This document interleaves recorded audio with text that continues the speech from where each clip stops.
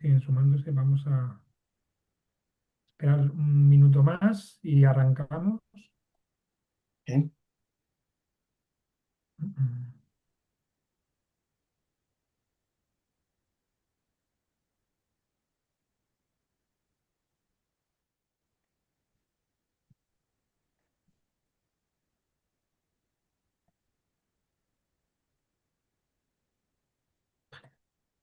Bueno, pues si les parece, vamos a arrancar. Saludos a todas y a todos. Primero, agradeceros desde el Sevier que estéis aquí en una nueva sesión formativa gratuita. Segundo, me presento brevemente. Mi nombre es Javier Rubio. Formo parte del equipo de comunicación y marketing. Y voy a dar paso rápidamente y sin más dilación a los protagonistas de la jornada de hoy, que no son otros que me acompaña también mi compañera Laura Suazo. Buenas tardes, Laura. Y ambos, como sabéis, el doctor Inzunza y el doctor Fafán son autores de Anatomía topográfica en aplicación médico-quirúrgica, un libro de referencia en anatomía, y hoy impartirán una sesión práctica formativa en la que esperemos contar con vuestra participación. El formato será una primera parte expositiva durante los primeros minutos y a partir de ahí pues iremos introduciendo la participación de todos los asistentes, pues abriendo cámara, abriendo micro, y que también podéis compartir vuestras cuestiones, preguntas o dudas a través del chat. Recordaros que si no lo habéis hecho ya o no lo habéis visto a través de redes sociales, que al final de toda esta parte expositiva de ambos doctores habrá un sorteo de una copia en digital de la obra. ¿Vale? Permaneced atentos a esta experiencia en la que también podéis seguir en YouTube, Facebook y a través de nuestro perfil de Instagram. Muchas gracias, doctores, son todos suyos. Ok, primero agradecer al CEDIER que a través del éter podamos conectar la madre patria con Chile, con distintas regiones de Chile. Y segundo, por permitir presentar a la comunidad este texto que hemos desarrollado durante largo tiempo con el profesor Emilio Farfán. Y tratar ahora un par de temas que son relevantes. Va a partir el doctor Emilio Farfán haciendo la presentación del libro y hablando un poco sobre nomenclatura. Y después yo les voy a presentar dos temas que son convenciones que tienen que hacer los anatomistas para la descripción del cuerpo humano, que son, uno, la posición anatómica y dos, el criterio de normalidad en anatomía. Mi querido Emilio, usted está con el micrófono. Muchas gracias. Hola a todos, muy buenas tardes. Bueno, primero, un gusto saludarlos. Yo voy a comenzar aquí compartiendo pantalla. ¿Me confirman ahí que se ve, por favor? Sí se ve. ¿Se ve? Bien. Sí, señor. Bueno, la actividad hoy día tiene, como dice el doctor Insunza, dos partes. Una en la cual yo les voy a presentar este libro, que es un libro que hemos escrito ya por bastante tiempo con el doctor Insunza, que lo hemos hecho con mucho cariño, reconociendo cosas que nos parecieron importantes en algún momento, mientras nosotros utilizábamos otros libros que impartíamos en nuestra docencia y que, bueno, lo hemos publicado con la editorial Sevier para todo Hispanoamérica, ¿cierto? Hemos tenido la posibilidad de presentarlo ya en otros países, hemos tenido una retroalimentación muy positiva y bueno, hoy día quisimos darle un enfoque un poco más formativo, como es el objetivo de esta sesión, porque queremos dar un poco algunas explicaciones, como dice el título, los primeros serán los primeros, que ahí después el doctor Insunza nos va a contar por qué el nombre del título de este webinar. Y queremos utilizar el libro justamente para eso, para hacer esta clase expositiva. Entonces, como primera parte, yo les voy a presentar este libro que ustedes ven en pantalla. Se titula Anatomía topográfica con aplicación médico-quirúrgica. Este es un libro de anatomía topográfica que está pensado tanto para el pregrado como para la formación de especialidad. Para comenzar los contenidos, ahí tenemos al doctor Insunza, ¿ven? Se parece igualito, maestro, quedó igualito. Le vamos a agradecer a la IA esta gentileza de hacer usted retratado ahí. Los contenidos de este libro, como les decía, son topográficos. Sin embargo, nosotros comenzamos con un capítulo uno, que es un capítulo de generalidades que tiene que ver justamente con la presentación del día de hoy. Por ejemplo, en este capítulo ustedes van a poder reconocer términos de posición, por ejemplo, la posición anatómica, los planos, los ejes, las definiciones de cada plano, de cada eje, las relaciones. aspectos funcionales. Por ejemplo, cuando hablamos de planos, siempre va a haber una relación directa con los ejes de movimiento y eso permite, por ejemplo, cuando estudiamos el sistema locomotor, entender cómo funciona una articulación, los sistemas quizás un poco más adelante de palancas, eh, y por supuesto la descripción general, que es básicamente el lenguaje que vamos a utilizar en la morfología cada vez que conversamos, ¿cierto? Entre nosotros mismos decimos, por ejemplo, que un movimiento es flexión, como dice aquí, que en este caso es un movimiento que disminuye el ángulo formado por dos segmentos, cuando es una extensión, o por ejemplo, la relación que tiene que haber entre un movimiento, un plano y un eje. Ahí ustedes pueden ver, por ejemplo, que el movimiento de flexión, siempre como es perpendicular al plano, se realiza en un plano sagital, con un eje transversal, y ese tipo de cosas son un poco lo que abarca en general estos contenidos iniciales de los cursos de morfología, es decir, establecer un lenguaje que es una terminología, establecer ciertas convenciones como es la posición anatómica, los planos y ejes de movimiento, y a partir de ahí entonces en adelante vamos a estar constantemente utilizando estos términos como parte de nuestro lenguaje, de nuestro vocabulario diario, ¿ya? Entonces, este capítulo de generalidades que les estoy mostrando ahora se enfoca en eso, también hace una descripción muy breve de cada sistema corporal, algo muy acotado que en el fondo nos dice más o menos cómo está constituido y en qué consiste funcionalmente, ¿ya? Así es que ese es el capítulo de generalidades de la anatomía o de la morfología en general. Tenemos un segundo capítulo que es el capítulo de cabeza. En este capítulo nosotros quisimos hacer un estudio detallado de, primero del cráneo, lo describimos por ejemplo como ustedes pueden ver acá, hueso por hueso, está el frontal, el parietal, con sus diferentes porciones y con las características de cada una de las porciones que tiene esta caja ósea. Pero también tenemos una descripción de regiones superficiales, regiones profundas, con todas las cavidades, cavidad orbitaria, nasal, oral, el oído. Como pueden ver, vamos combinando en este libro imágenes, que en este caso algunas, por ejemplo, son cedidas por la editorial Elsevier, en este caso que hay una imagen del libro de Gray, Anatomía para Estudiantes, y otras son imágenes nuestras. Por ejemplo, aquí tenemos los huesecillos del oído, se dan cuenta, en una moneda que en este caso dice 100 pesos, esta es una moneda chilena, pero la verdad que es casi del mismo tamaño que un euro, por ejemplo. ¿Ya? Esto en el fondo busca hacer un poco la dimensión del tamaño que tienen estos pequeños huesitos que tenemos en el oído. Tenemos acá el capítulo de cuello, en el cual nosotros describimos primero la fase del cuello, los planos cutáneos, pero también después hacemos una descripción regional abordando esto por triángulos. Tenemos la región cervical anterior, lateral, posterior, los contenidos de cada una de estas regiones, y en este caso esto incluye vasos, nervios, ¿cierto? Y también el aspecto visceral, donde hablamos de, no sé, faringe, laringe,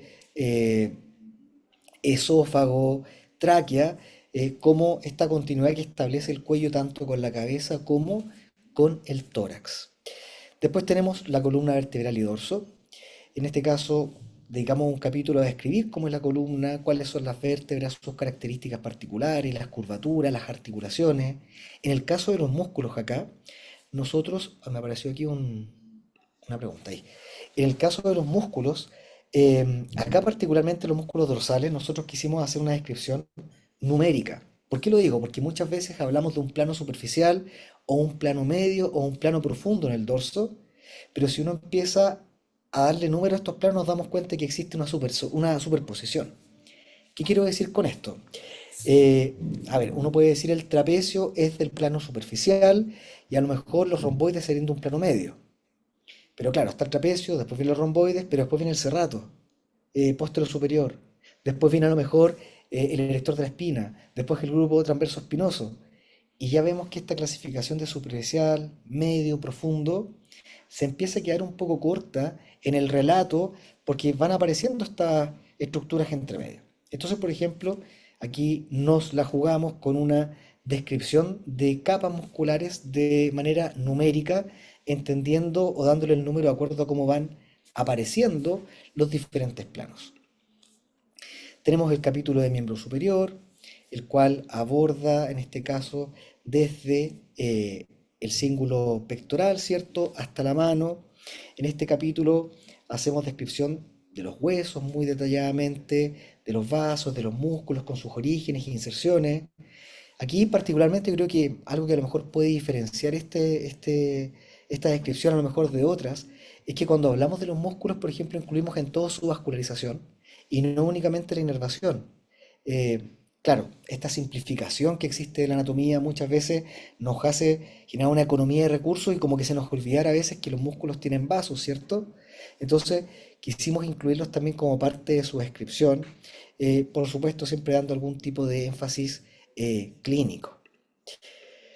El capítulo de tórax es un capítulo que se organiza por cavidades, en este caso cavidades pleuropulmonares, eh, el mediastino con sus diferentes componentes. Describimos acá el corazón con algunas aplicaciones clínicas relacionándolas con cortes que tenemos también incorporados como insertos en algunas partes del mismo capítulo y por supuesto con sus relaciones anatómicas, en este caso a nivel de mediastino posterior o lo que se observa en el mediastino superior. Tenemos un capítulo de abdomen y pelvis, en realidad cavidad abdominopélvica. En este caso, claro, descripción anatómica, definimos las paredes, anterolaterales, posteriores, límite superior, inferior, la importancia de reconocer esto como una cavidad única. Muchas veces uno en anatomía tiende a regionalizar, entendemos que el tórax es un espacio y resulta que el abdomen y la pelvis en general conviven muchas estructuras dentro de un mismo espacio, que en este caso la cavidad peritoneal.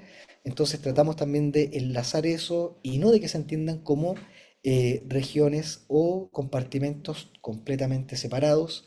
Acá tenemos pelvis, fíjense, hay una fotografía nuestra de los vasos de la pelvis o un esquema en este caso de la próstata con la uretra prostática. Y termina con el capítulo de miembro inferior, comienza en la región glútea, termina en el pie, y también acá describimos tanto el aspecto superficial, es decir, todo lo que está de manera subcutánea, por ejemplo, nervios cutáneos, como los compartimentos, y de hecho la descripción de miembro superior y miembro inferior es una descripción que es compartimentada. Nosotros aquí hablamos de la fascia, sus espacios y las estructuras dentro de cada uno de estos espacios. Así es que eso en general son los 9 capítulos que tiene este libro. La estructura de la descripción es de la siguiente manera, por ejemplo, y esto aplica mucho para lo visceral. Cuando hacemos la descripción anatómica, aquí está la descripción de la tráquea, por ejemplo, está la descripción anatómica de la tráquea que es todo esto. Aquí probablemente habla de su posición, de los cartílagos, de la pared membranosa, de las ramificaciones, de las relaciones. Entonces, este título que dice tráquea obedece exclusivamente a la descripción anatómica de la tráquea. Pero después viene otro título que es la función de la tráquea. Por muy simple que en algunos casos sea, lo describimos. En otros casos, por supuesto, es mucho más complejo cuando hay algún proceso metabólico. Después de la función viene la vascularización e inervación de la estructura que estemos describiendo.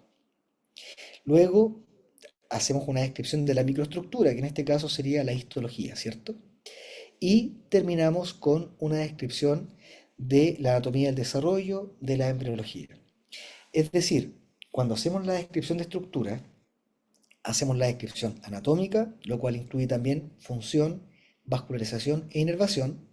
Hacemos una descripción histológica y también una descripción embriológica. Entonces, de esta manera abarcamos los 3 aspectos de la morfología, ¿cierto? Anatomía, histología, embriología, los 3 pilares de la morfología, como dice nuestro querido maestro. Y eh, tratamos de darle entonces un cierre global a lo que estamos describiendo. Por tanto, es un libro que no solamente nos sirve para un curso de anatomía, sino que también nos sirve para un curso de morfología, como es, por ejemplo, en la Pontificia Universidad Católica de Chile, donde nosotros lo ocupamos ya como nuestro texto guía. Tiene un atlas fotográfico. Sabemos que en la anatomía es fundamental la imagen. Entonces acá nosotros hicimos un atlas de anatomía seccional. Tenemos cortes, aquí hay algunos ejemplos, porque obviamente no podemos colocar todo en una sola imagen, pero aquí por ejemplo tenemos lo que sería en este caso cabeza y cuello, si se dan cuenta está la rotulación con su respectiva numeración, tenemos tórax, tenemos abdomen, pelvis y tenemos acá cortes de miembro superior y cortes de miembro inferior.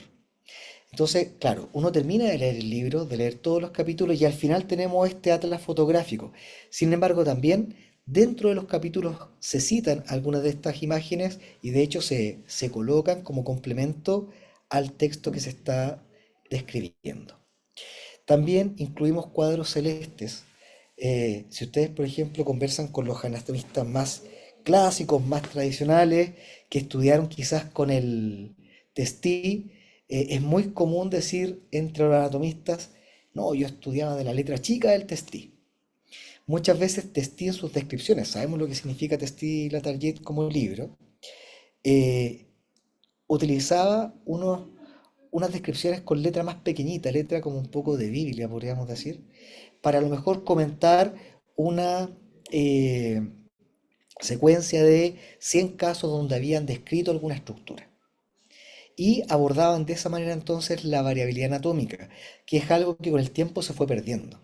Entonces nosotros eh, quisimos recuperar un poco esto para entender que el cuerpo presenta variabilidad, que no somos todos iguales, y claro, vamos citando aquí a autores, en su mayoría, no todos, pero la mayoría son hispanoparlantes, y vemos aquí descripciones, por ejemplo, no sé, de alteraciones de plexo braquial, la corona mortis, alteraciones vasculares. Entonces, siempre que estemos haciendo una descripción y aparezca un cuadro de estos celestes, es porque estamos hablando normalmente de una variante anatómica. Terminología. Este es un tema súper importante, súper en boga. Existe la terminología anatómica internacional. Es una terminología que es elaborada por el FIPAT, que en el fondo pertenece a la IFA. Hay un comité de terminología anatómica que define cuáles son los términos oficiales y que deberíamos respetar, en este caso, todos los autores al momento de publicar. Entonces, nosotros sabemos que la terminología es súper importante como un elemento para unificar el lenguaje y, por supuesto, hacer más comprensible el estudio de la anatomía. Sin embargo, también tenemos claro que nuestros estudiantes de primer año, de segundo año, después que terminan el curso, se van a la clínica a trabajar, a lo mejor en un hospital, en alguna clínica, no sé, en algún centro de salud, y se van a encontrar con profesionales que a lo mejor no van a utilizar la terminología internacional, sino que van a utilizar la clásica. Entonces nosotros como tratando de buscar un lenguaje un poco intermedio, una unificación, ¿qué hacemos? Describimos nuestras estructuras anatómicas en el libro utilizando la terminología como el lenguaje oficial. Sin embargo, dejamos entre paréntesis. Ahí, se detuvo la grabación por si acaso. Aviso, Javier. Laura se paró la grabación. A Laura es la Sí. posición ahora. Ah, Laura. Voy, Puede ser voy. por eso. Sí, voy a revisar, voy a revisar. Ya. Retomando. Les decía que nosotros queremos unificar la terminología anatómica internacional con la terminología tradicional. Entonces, ¿qué hacemos? Relatamos todo en terminología internacional, pero entre paréntesis y en negrita destacamos los epónimos que son de amplio uso, los que nosotros seguimos viendo que utilizan los clínicos en sus diferentes servicios de salud. Bien, así es que tratamos de combinar estas dos cosas. Y por otro lado, tenemos la aplicación clínica. En este caso, la aplicación clínica, ¿en qué consiste? En que nosotros, por ejemplo, estamos describiendo alguna estructura y sobre esa estructura comentamos algo que hemos aprendido de los clínicos que están en cercanía, en contacto con nosotros y que muchas veces nos enseñan lo que ellos hacen en su práctica. Por ejemplo, aquí dice, se está hablando del ramo profundo del nervio radial que perfora al músculo supinador, que después cambia de nombre, ¿cierto?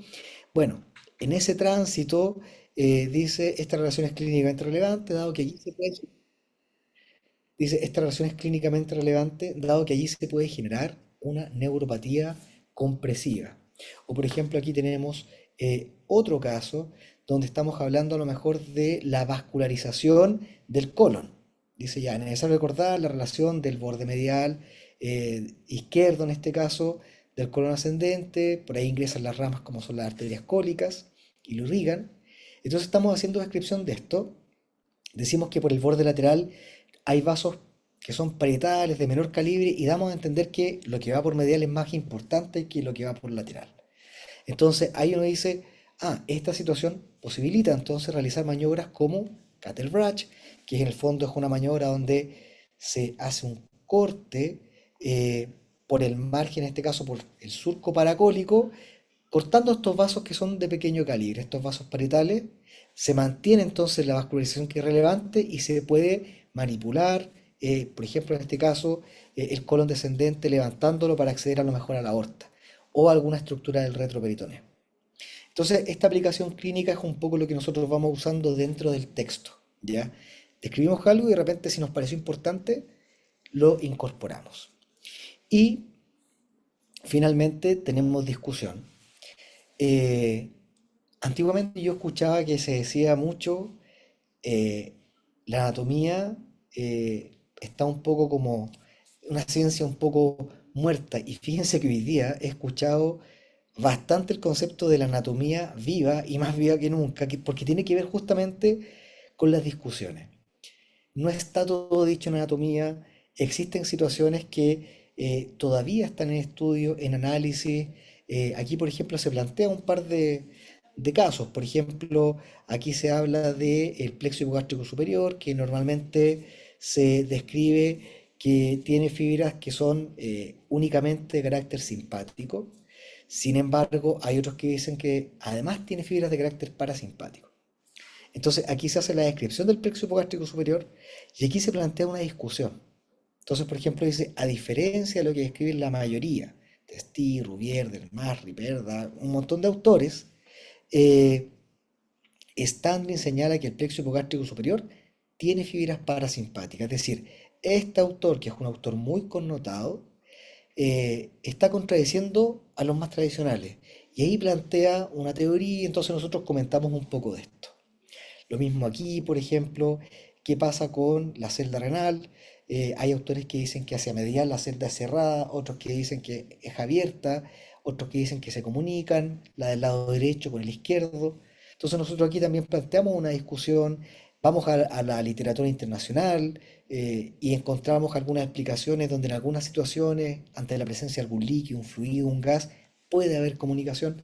Entonces, en el fondo, lo que queremos hacer con este concepto que le llamamos discusión es plantear temas que hoy día todavía no están resueltos, que son temas que pueden ser perfectamente estudios, proyectos de investigación, hasta ideas de tesis incluso.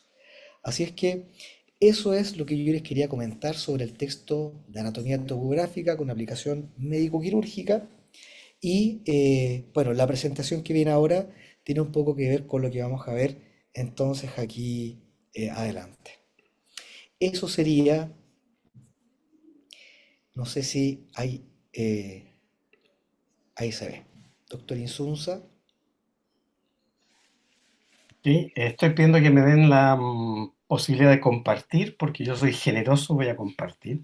eso. Y agradezco la presentación. En el fondo, para la audiencia, este texto se pensó para los estudiantes que están cursando a lo largo de todo el camino de la formación médica, odontología, medicina, carrera de la salud, y que después sea un texto recurrente cuando aparezcan dudas durante el desempeño profesional, porque tiene estos matices que tú mostraste, Emilio, la aplicación clínica, la variación anatómica, que de repente son súper relevantes, y estas discusiones que dejan algunas zonas en algún terreno de las posibilidades que puedan ser de tal o cual manera. Gris, Así que un eso área fue gris. lo que nos movió a hacer este texto, y que en el fondo es trabajo de largo tiempo.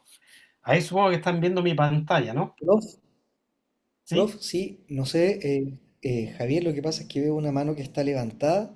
No sé si lo comentamos ahora o al final. Si os parece, podemos continuar con la exposición del Sí, doctor y avanzamos. Lo estoy comentando ahora en el chat que avanzamos en la última parte con las preguntas. perfecto. Súper. Muchas gracias. Entonces, lo que quiero presentarles ahora es esto de la nomenclatura anatómica y particularmente dos temas de convención que han tenido que tomar los anatomistas para hacer la descripción del cuerpo humano. Uno es la posición anatómica, que la mencionamos en el texto, y el otro es qué definimos por normalidad en anatomía. Entonces, los objetivos son identificar las características de la posición anatómica, reconocer y aplicar los términos de anatomía en posición en el espacio y definir los criterios que definen que caracterizan los conceptos de normalidad, variación, anomalía y monstruosidad. Para el estudiante de las carreras de la salud del área médica, el conocimiento preciso de la estructura anatómica normal los habilita para poder reconocer después la condición patológica en sus pacientes, siendo la posibilidad de reconocer la condición patológica en un paciente, el primer paso para la restauración de la salud del enfermo, que es el fin de todas las acciones que hacen los profesionales de la salud. ¿Por qué es interesante el curso de anatomía? Porque hay evidencia internacional, y nosotros la vimos en nuestro ambiente en Chile, de que el rendimiento en los cursos de anatomía constituye un excelente predictor en relación con el desempeño de esos estudiantes al momento de realizar su examen final de carrera, como es el EUNACOM u otro que sea en los distintos países de nuestra querida América Latina. De modo tal de que colóquense, créanse el cuento, prepárense, trabajen en anatomía para poder entonces rendir bien ese curso, porque eso lo está proyectando a que al final, en la salida de su formación profesional, van a tener un excelente examen final de carrera. Estos conocimientos, ¿cierto?, permiten que ustedes puedan entender mucho mejor lo que pasa en la histología, en la fisiología, en la fisiopatología y finalmente en la clínica. Aquel médico que dice que después de salir de la escuela de medicina nunca volvió a ver la anatomía es porque seguramente es un saludista o se dedica a otra cosa. La anatomía la van a recurrir constantemente a lo largo de toda su formación médica. Y lo que llama la atención, mi querido Emilio, es que dos temas, uno, la posición anatómica, y dos, los conceptos de normalidad, no aparecen tratados en los textos clásicos como el Tostí, el Rouvier, el Yorca, y yo supongo que eso, que es relevante para partir a armar el edificio de la morfología, probablemente ellos lo veían en los cursos del bachillerato, porque no hace mucho sentido una tremenda descripción, 4 tomos del Testí, y en ninguna parte sale cómo se coloca el cuerpo en posición anatómica. Entonces, como tenemos la imagen que está en el texto, en nuestro texto, ¿cierto? El cuerpo humano, para la descripción anatómica, se coloca en una posición convencional, en que el sujeto está de pie, con los pies paralelos, la vista en el horizonte, y aquí viene la convención, con los brazos a los lados y la palma de la mano mirando hacia adelante. Ese no es una posición natural, uno no se espera a esperar en el metro o en una discoteca a bailar así, pero es la posición a partir de la cual se hace toda la descripción anatómica. Y en este cuerpo que está en esa posición anatómica, uno puede trazar planos cortantes que son útiles porque nos van a permitir orientarnos tridimensionalmente en el cuerpo humano y hacer su descripción. En esa posición, el cuerpo humano puede ser cortado hipotéticamente por un plano que es perpendicular al piso, dirigido en sentido antero-posterior, que es el plano sagital medio, que pasa por la sutura sagital y nos va a dividir al cuerpo en dos mitades más o menos simétricas en la superficie.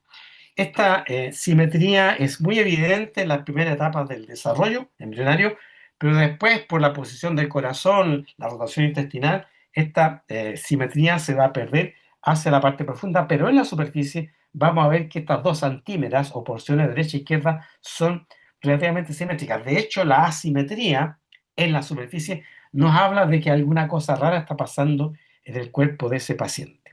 Y este plano sagital medio es útil porque nos permite orientarnos en el eje medio lateral del cuerpo, de modo tal de que todo aquello que está cercano al plano sagital medio es medial y todo lo que está alejado del plano sagital medio es lateral.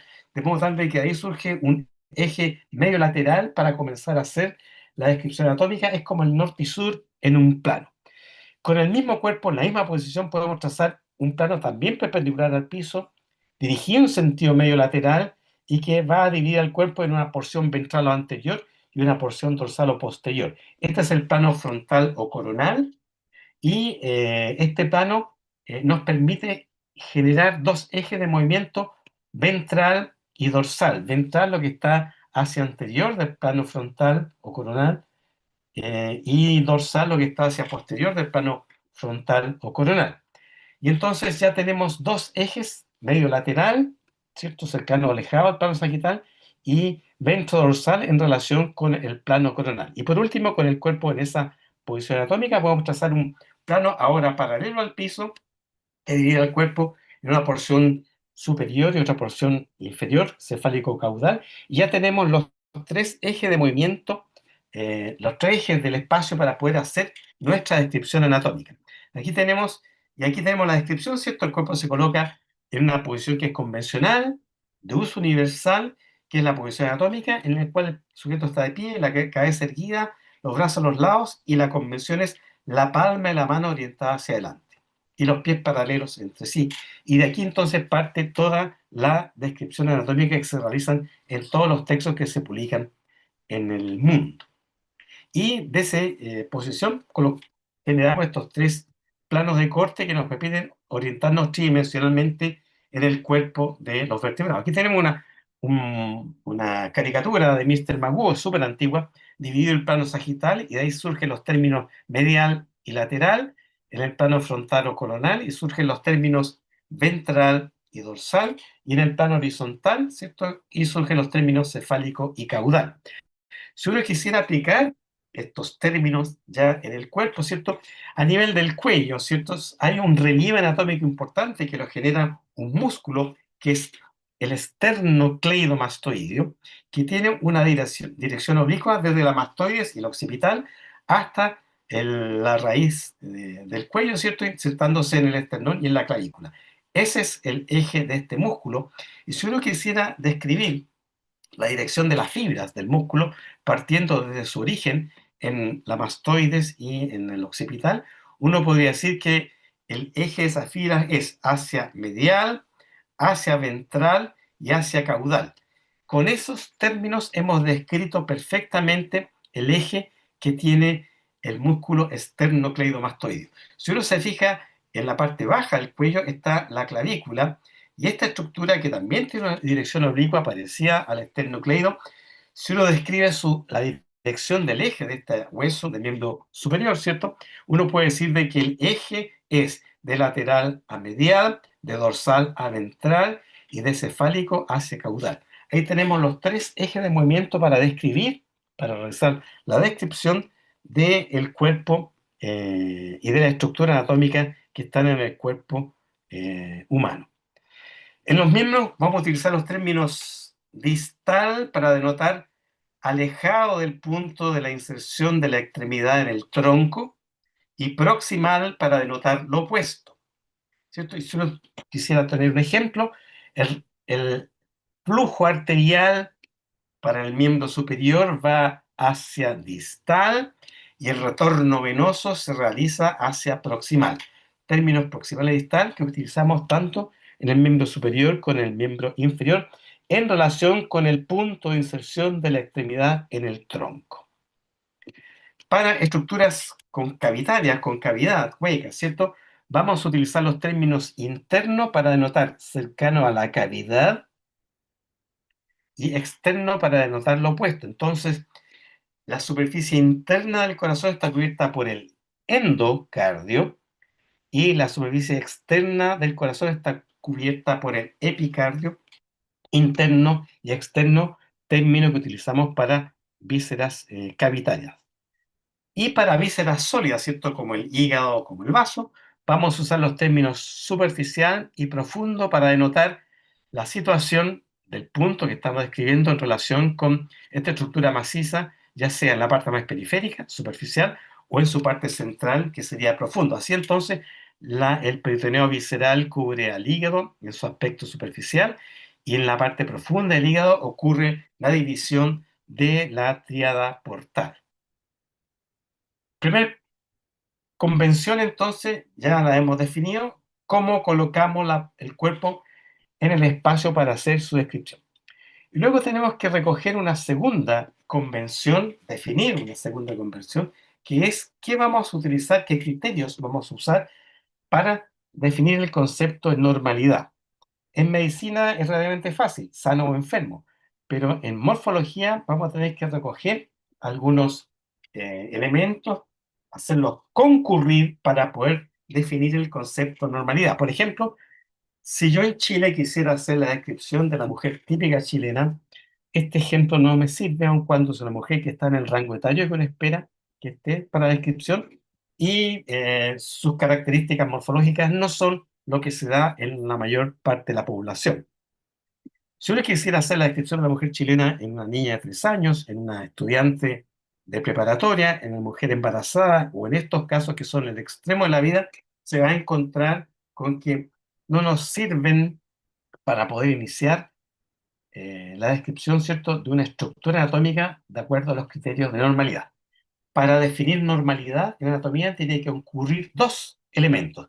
La frecuencia, es decir, aquello que se observa en la mayor parte de la población, y segundo, que esa característica en cuestión implique una función óptima de dicha estructura. Entonces tenemos dos criterios de frecuencia y de función. Por ejemplo, en Chile, el censo de 2024, ¿cierto?, nos coloca que la mayor parte de la población se mueve en el grupo etario que está entre los 20, 24 años hasta más o menos los 40, 44. Ahí se concentra más o menos sobre el 60% de la población, tanto en hombres como en mujeres.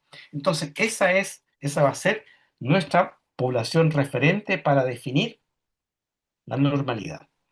Pero además tenemos que agregar el concepto de función para poder cerrar este criterio de normalidad. Por ejemplo, no siempre lo más frecuente significa que sea función óptima. Este es un mapa de la distribución del bocio endémico en el continente americano en el año 60, elaborado por la OMS, y muestra entonces que hay vastos territorios de América del Norte y de América del Sur donde había un déficit, ¿cierto?, de yodo en la ingesta de líquidos de la población, lo que hacía entonces que esa población que estaba en esas zonas tuviera bocio endémico.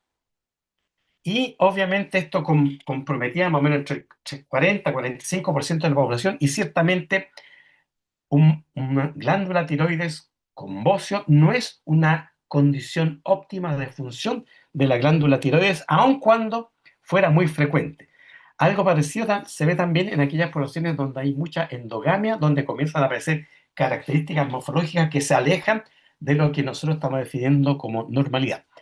Tienen que estar concurriendo las dos condiciones, frecuencia y función óptima de la estructura que estamos describiendo, ¿cierto? Y no solamente la zona bociógena ocupaba a América, sino que aparentemente el modelo que tomó el Signa escultor, ¿cierto?, para hacer el David de Miguel Ángel, ¿cierto?, era un modelo que aparentemente vivía en una zona bociógena porque claramente, y lo copió muy bien el artista, él presenta un bocio en esa región. Y después de conocer el modelo tampoco era judío. ¿Cómo se ha solucionado este problema en el mundo? Yo dando la sal, de modo tal de que todas las personas que viven incluso en zonas bociógenas tienen asegurado por ley una dosis de yodo en la sal de cocina, y de esa manera, mediante una medida de medicina de salud pública, ¿cierto?, se logró reducir esta situación de una glándula que al no tener yodo, ¿cierto?, produce menos hormona tiroidea, y la influencia de la hormona tiroestimulante hace que ocurra esta hiperplasia en la tiroides, que se manifiesta como un bocio endémico en aquellas zonas del mundo donde hay déficit de yodo en el agua de bebida.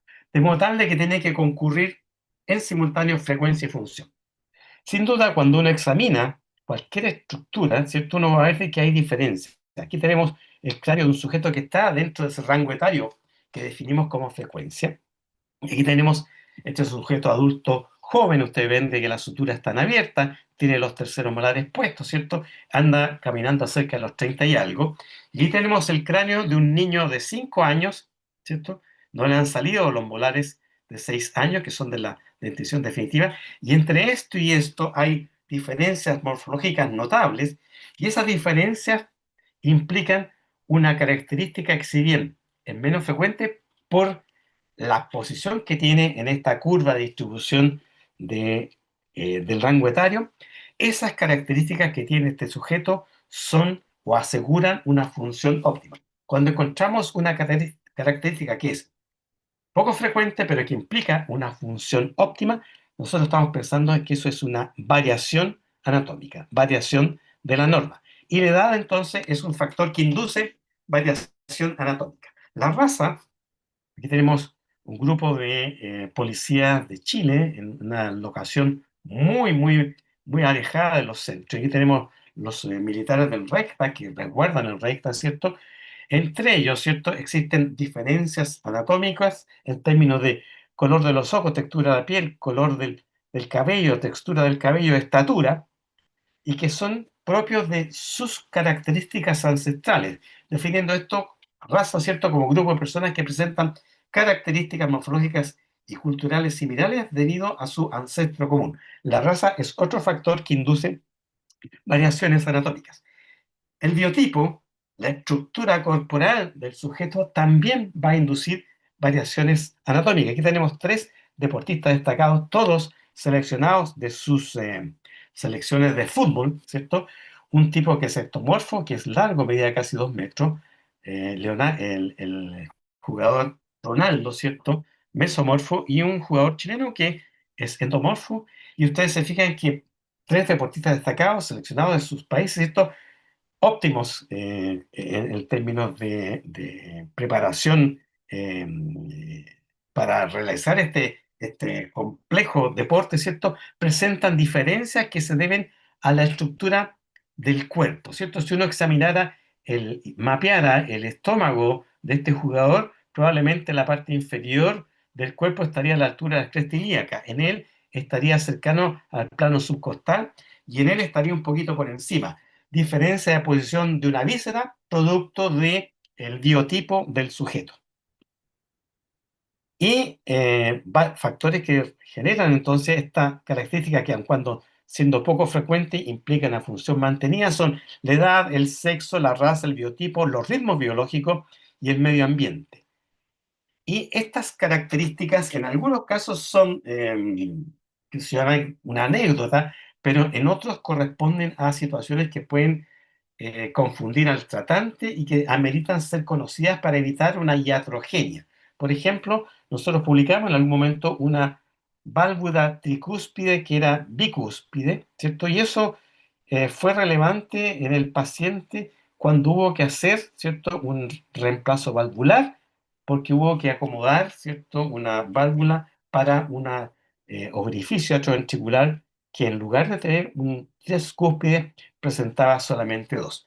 Las variaciones pueden ser poco relevantes, pero hay momentos, y eso lo describimos en el texto, hay momentos en estos cuadritos azules, hay momentos en que esa variación toma relevancia desde el punto de vista clínico. Cuando una característica es infrecuente e implica una función alterada, se habla entonces de una anomalía. Aquí tenemos fisura velo-palatina y labio-palatina, labio y velo-palatina. Y en este caso, este recién nacido no puede amamantarse, hay que diseñarle un chupete que cubra, obture esta comunicación entre las fosas nasales y la cavidad bucal, de modo tal de que el niño pueda amamantarse, y cuando logre un peso de 10 kilos, un poco más, ser operado, cerrando prontamente esta comunicación y después comenzar el tratamiento estético para poder cerrar la fisura del labio y del reborde alveolar. Una situación que es infrecuente y con función alterada es una anomalía. Y por último, el extremo de esto es una situación infrecuente que es incompatible con la vida, que es una monstruosidad, situación en la cual el sujeto puede mantenerse bien qué sé yo, progresar en el vientre materno, pero al momento del nacimiento no puede, es imposible para él mantener su ritmo cardíaco, su frecuencia respiratoria, y el sujeto va a morir prontamente. Estos niños son perfectos desde este plano hacia abajo, sus pulmones, su corazón, su intestino están en perfectas condiciones y muchos de ellos, sus padres generosamente donan esos órganos para poder salvar a nietos que han nacido con alguna alteración en esos órganos. En algunos casos, las mejoras quirúrgicas han logrado que algunas monstruosidades pasen al nivel de una anomalía. Por ejemplo, hasta antes del advenimiento de la cirugía sin problemas a nivel del corazón y los grandes vasos, ¿cierto? La tetralogía de Fallot, en la cual había una alteración completa, la situación de la aorta y de la arteria pulmonar, hasta antes del mediado del siglo pasado, era un ser incompatible con la vida. El niño que nacía con esa tetralogía de Fallot podía mantenerse in útero, pero cuando le tocaba resolverse el problema de circulación en él, eso no lo podía hacer, y el niño prontamente moría, eran los niños azules. Los mejores en la cirugía lograron pasar esa monstruosidad a la categoría de anomalía. Eso es lo que yo les quería contar, y si hay dudas, me interesaría mucho que pudiéramos conversar al respecto. Mi querido Emilio, Querido estamos... maestro, muy bien. Doctores, muchísimas gracias por la exposición. Y ahora, pues, tal y como comentábamos al principio de la sesión, ya queda abierto el micrófono o levantar la mano o como guste cualquier espectador para participar de una sesión mucho más activa e interactiva con los autores. Perfecto. Así que creo que antes Habían preguntas, yo vi preguntas en el Sí, chat y manos levantadas. sí, tenemos aquí ya a Edilberto. Vamos a... No sé si puedes hablar, Edilberto.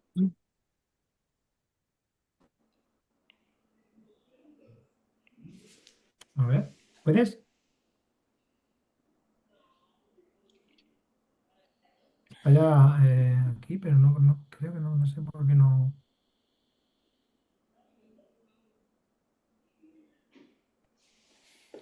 No sé si puedes, aunque sea formular la pregunta, porque te hemos subido, pero no conseguimos, a ver.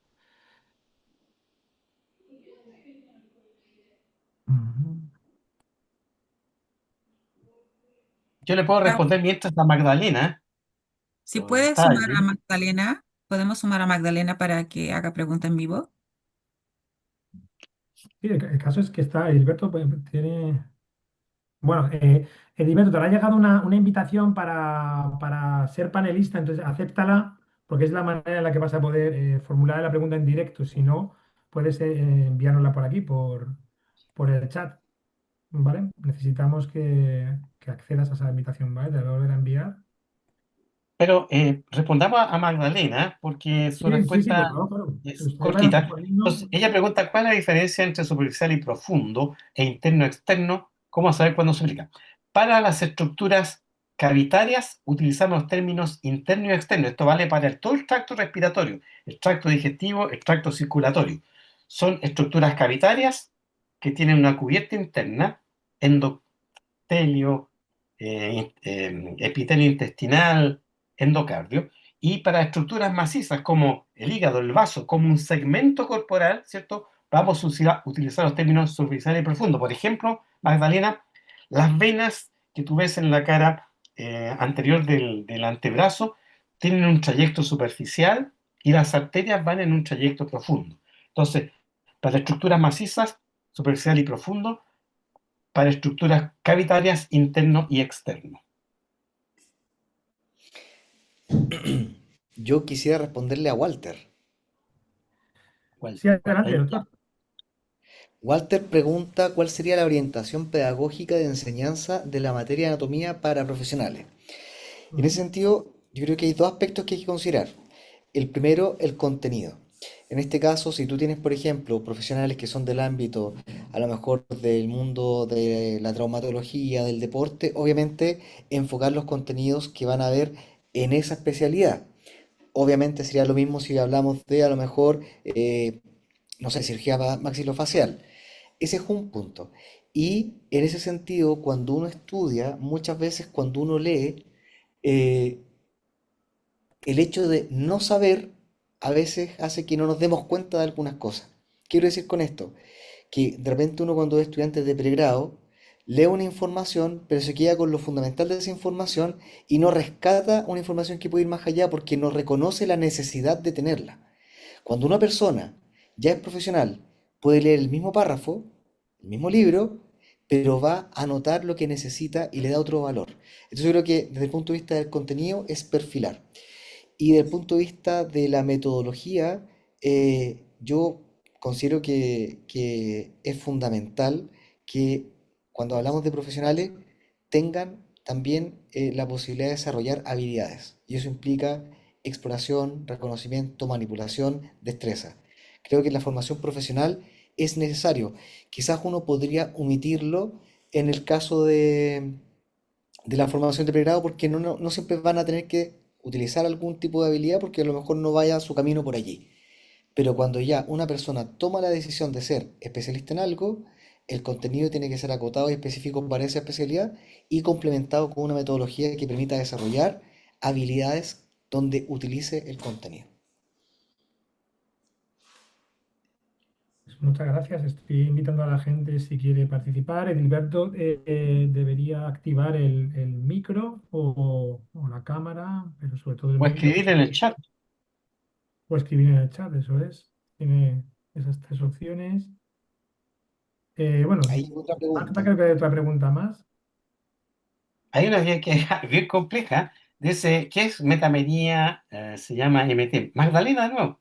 Sí, Sí, sí, eso es. Magdalena. Si quiere, Déjame doctora, responderle adelante, vaya. a ella. Ella pregunta, ¿qué es metamenía, antímera, paquimería? Bueno, si uno mira el cuerpo vertebrado, en todos ellos es posible trazar un plano sagital medio y ver dos antímeras, porciones, derecha e izquierda, que son más o menos simétricas. Ese principio de construcción evolutivamente es muy antiguo. Las moscas son simétricas, las cucarachas son simétricas de modo tal de que los genes que codifican esa función los traemos de muy atrás, ¿ya?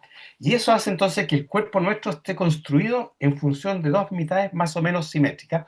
Y esto se ve muy claramente más o menos al día 15 del desarrollo, cuando el disco embrionario que está de bilaminar, está pasando a trilaminar, es perfectamente simétrico. De ahí en más comienza a haber movimientos celulares, la formación del corazón y esta simetría se pierde. ¿Y qué es lo que es la paquimería? Es un principio de construcción del cuerpo vertebrado en que hay dos ejes, uno dorsal que es neural y que se forma por el desarrollo del tubo neural, y otro ventral que es visceral y que se forma por el cierre de la pared abdomino pélvica y torácica en el embrión. El paquímero ventral, así se llama, paquímero ventral es visceral y es el que contiene todo el eje de vísceras del tracto digestivo, urinario y respiratorio. Y el paquímero dorsal es neural, contiene al eje del encéfalo y la médula espinal. Y estratigrafía, cuando uno mira cualquier tejido, tú vas a ver histológicamente que está formado por capas. El epitelio de la piel, de los grandes vasos, del corazón, y ese principio de construcción por capas de algunas regiones, la retina, ni qué decir, se denomina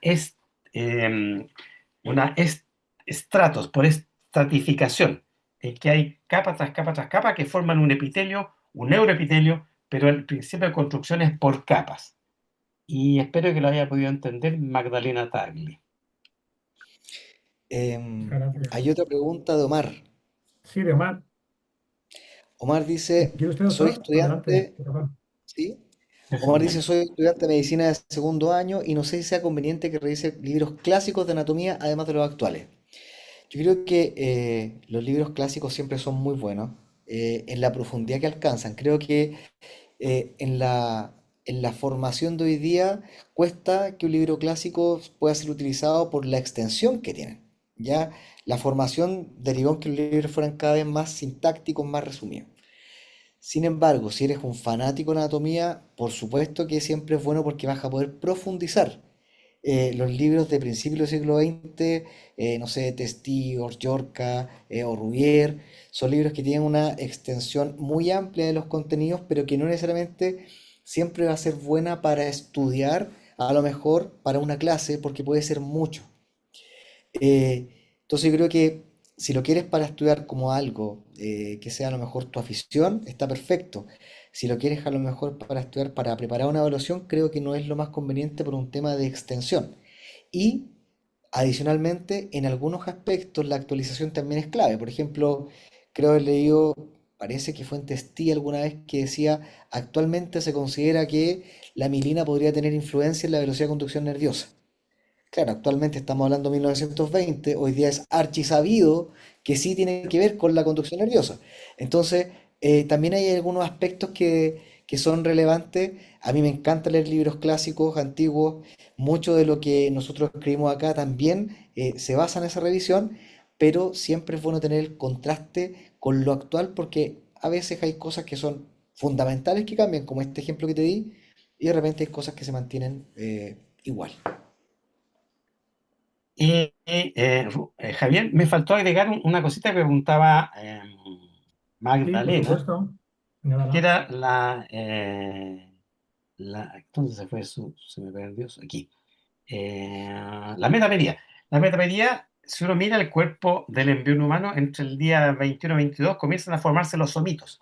Y los somitos son unidades que están dispuestas a lo largo del eje del cuerpo y cada una de ellas va de origen a un área de piel, un área de músculo, articulaciones, tiene su arteria y tiene su nervio. Y el cuerpo se forma por la suma de estos somitos. ¿Ok?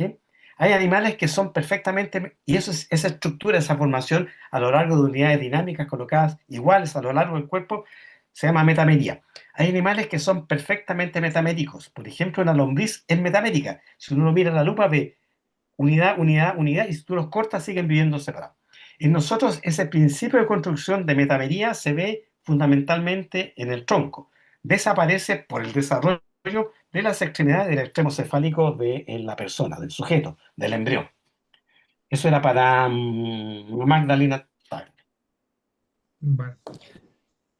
Pues perfecto, pues si les parece, pasamos ya, creo que muchos de los asistentes están esperando ya la preguntas que desean formularle para este sorteo que anunciábamos al principio de esta sesión práctica y llevarse ese ebook. Recordamos que la dinámica la van a establecer ahora mismo los doctores en los próximos segundos y que el ganador será aquella persona que contesta, que el espectador que conteste en primer lugar.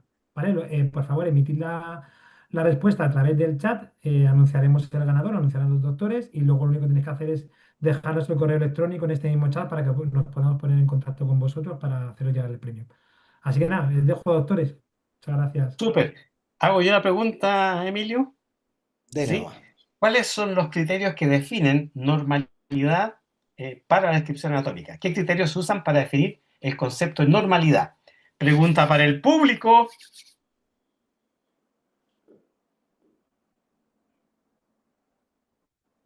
Ahí respondieron. Ay, Frecuencia y Omar funcionalidad, Barrios dicen. Amador, es un Bueno, balazo.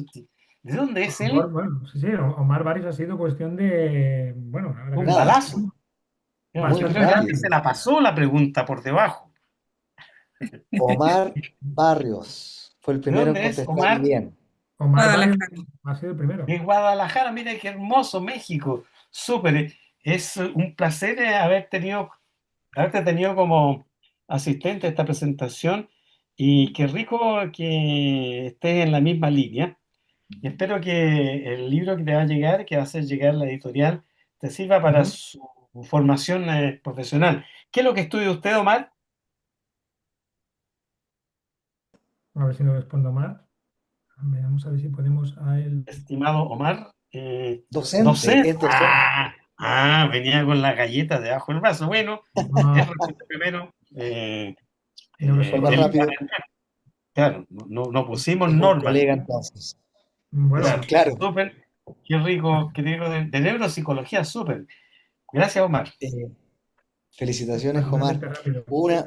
Hubo una pregunta que salió que hizo Paz Carvajal. Preguntaba algún libro para odontología que se centre en cabeza y Sí. cuello. Eh, Recomendamos nuestro libro. Lo recomendamos. Yo hoy día estaba con la gente de radiología oral y maxilofacial, que son especialistas de odontólogos en formación de especialidad. Y la verdad que con ellos el libro ha funcionado súper bien. Y en el curso de odontología nuestro, de hecho, también es el texto guía. Ujú. Eh, no podemos decir nada respecto a competencia, pero sí creemos que cuando lo hicimos el libro. Particularmente tuve una conversación con Cabeza y Cuello porque en general costaba encontrar el intermedio. O había muy poco o había mucho. Así es que yo creo que con confianza podemos recomendar nuestro libro Paz. Bueno, y yo voy a aprovechar también para recomendar las próximas sesiones con ustedes. Las dos han sido un éxito. Tuvimos una el pasado mes de diciembre, la siguiente ha sido esta y esperamos poder contar con su presencia en futuras sesiones prácticas y formativas y que la afluencia por lo menos sea tan enriquecedora como la que ha sido la de hoy y que sea también tan participativa. Esperamos que la próxima sesión pueda ser un poquito más larga porque seguramente habrán quedado más preguntas sin responder. Así que agradeceros de nuevo, doctor Inzunza, doctor Farfán, un placer. A ti, Laura, también por todo el apoyo en la gestión y desarrollo de esta sesión. Y también, sobre todo, a todos los asistentes que son los que hacen que este evento se convierta en un éxito. Muchísimas gracias a todos y os dejo la palabra, doctora, para que os podáis despedir también. Un saludo. Prof. Súper. Ha sido muy agradable participar en estos encuentros que hace el C10, ya llevamos hasta el tercero. Hemos tenido público de nuestra América Latina, la querida América Latina, y nos ha permitido ver cómo están desarrollando ellos sus actividades, cuál es el foco, no estamos tan lejos del foco. Y gracias por participar y por las preguntas. Estas preguntas son las que nos han hecho durante mucho tiempo los alumnos y a las que nosotros hemos querido ir dando respuestas a lo largo del texto que se ha escrito, primero como apuntes, como cosa que era un medio, una cosa por página web, y ahora se ha concretado en esta obra. Gracias a nuestros auspiciadores, Laura y Javier. Y mi querido Emilio, usted tiene la palabra de cierre. No, simplemente sumarme a los agradecimientos, Laura, Javier, doctor Insunza, a todos los que nos acompañaron, muchísimas gracias. Esperamos ser un pequeño aporte dentro de este mundo de la morfología de la universidad y simplemente agradecer la compañía, felicitar nuevamente al ganador y bueno, esperemos poder encontrarnos en una próxima oportunidad. Muchísimas gracias por todo. Súper. Muchísimas gracias. Feliz día. Feliz Un día, abrazo. muchas Muy gracias. bien. Chao, chao. Chao, chao. Gracias.